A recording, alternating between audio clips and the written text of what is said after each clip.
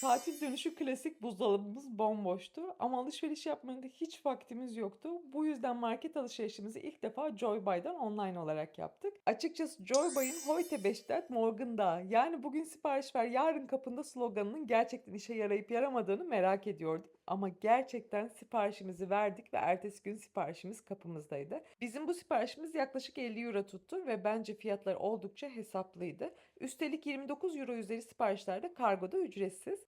Siz de €30 ve üzeri siparişlerinizde benim kodum ile €5 indirim kazanabilirsiniz. Bu fırsatı kaçırmayın derim.